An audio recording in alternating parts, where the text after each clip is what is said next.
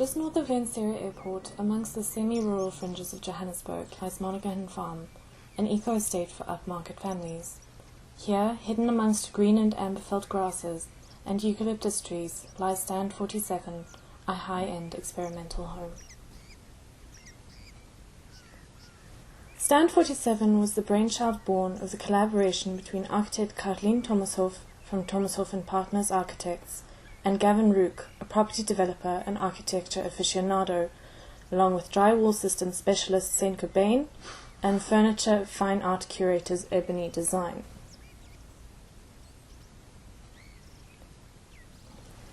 The idea behind Stand 47 was to explore the process of building an upmarket house in South Africa using high-quality contemporary materials, such as drywalling and alternative construction techniques like that of light steel frame systems. The team's primary objective was to positively influence negative perceptions regarding the use of light steel and energy-efficient building materials in the local residential sector. Whilst these materials perform well on paper in a technical sense, the importance of comfort, familiarity, aspiration and status cannot be underestimated. Put in the architect's own words, people don't want to live in machines, regardless of how well they perform. They want homes. To succeed in demystifying these materials, the building process of Stand 47 needed to be public and transparent.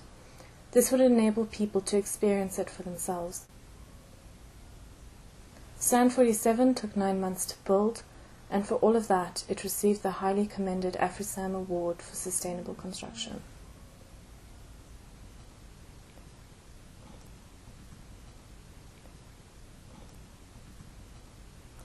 Stand 47 is sunk into the gently sloped site that falls 3 meters towards the east. Its borders are formed by the natural slope of the land on 3 sides, and a line of trees framing the southernmost border. One other important constraint was that the maximum disturbance of site ground could not exceed 50%. An accommodation schedule was developed into an architectural brief to guide the entire process. This brief stipulated the zoning of the house, and thus how the house would work, before the design team even knew what the house would look like. The design process of Stand 47 was guided by the concept of building better by doing more with less. Stand 47's design is primarily concerned with the flexibility and functionality of the spaces, which had to remain adaptable over time. The basis for the building's design development was derived from a simple rectilinear form. It was divided along the east-west axis and subsequently zoned into 2 separate spaces, the fixed utility spaces and the adaptable living spaces. On an experiential level, the living areas are designed for comfort and are brought forward as the more important spaces. Thus, they are made bigger and more spacious. Along this line, a stereotomic stone-clad wall, which is the strongest massing element of the house, serves as the unifying element. One of the precedents that the design team examined was the Benrose House in Highland Park, Illinois. Along with the design approach and principles derived from the values represented in the modernist building, the team appropriated the usage of a monopit roof. The house's structure and narrative lends itself to the mid-century modernist movement, highlighted in Pretoria regionalism. It specifically extends itself to characteristics noted within the movement according to Dr. Arthur Barker, such as the monopitched iron roof, sunshine windows, site sensitivity and specificity, while still utilizing contemporary materials and technology, as well as design that is responsive to the climate's constraints. Other modernist influences can be seen in the use of open floor plans structured along a specific grid system. By allowing the living and sleeping areas to face north, the spaces achieve optimal lighting and thermal comfort. Furthermore, the north-facing, predominantly double-glazed glass facade creates a direct connection to the landscape by incorporating the views. In order to counteract the alienation of such unfamiliar building mechanisms, materials are used to create a familiar outer presentation. First, the concrete raft foundation was laid. Then, the lightweight steel framework was bolted on top. The complex, lightweight steel construction implies a central fixed outer tectonic shell that allows for internal wall changes and large window openings. Thereafter, the roof truss system was attached.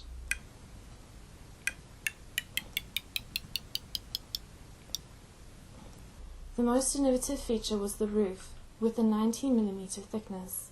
This was achieved through a complex internal trussing system hidden within the structure. Then, the structure outer walls are clad with 7 layers, including a water-repellent membrane and a water-repellent plastering mixture. The insulation performance is reported to be twice that of a brick wall. This becomes a very important aspect of the house's intention, as it is the first public experiment to determine how long the materials will last within the climate. The plans, sections and elevations made use of a 900 by 900 modular grid. The dimensions of the grid were derived from standardized windows and door sizes, resulting in less wastage of construction materials. The natural setting informed the placement of the windows, emphasizing the northern and eastern views. Along the east and west facades, a solar screen doubles as a brise-soleil, stopping the harsh direct light of sunrise and sunset. Repetition is created along the edge of the veranda through the use of multiple slanted pillars. The view of the Magalies valleys are taken advantage of while still allowing visual shelter and a sense of privacy. The southern windows allow soft light to enter the interior space, particularly from a clerestory that runs along the entirety of the southern wall. The architect mentioned that her main regret was not designing the clerestory to open and allow airflow to prevent the buildup of hot air in the space. The implementation of the modular design assists innovative efficiency in terms of future interior reconstruction. The corridor functions as the main artery of circulation, as all rooms are accessible from it. Every bedroom and the living room also have access to the landscape through the doors leading onto an exit in the veranda. By forming a geometric basis to guide interior wall placement and zoning, a multitude of possible future wall positions for the interior of the linear space exists. The gutter system, integrated within the monopitch roof slope, feeds rainwater into the drums. It allows for up to 20,000 litres of rainwater to be collected, enough to fill the pool and sustain the garden for up to 45 days in a drought. The photovoltaic system is an unobtrusive north-facing strip lined along the roof that can run the entire house's electricity off the grid for up to 8 hours. Throughout the house, these features highlight the intention of efficiency of the design, stating that the smaller you go, the smaller your carbon footprint is. Stand 47 encompasses an alternative approach to efficient and innovative design within the South African context.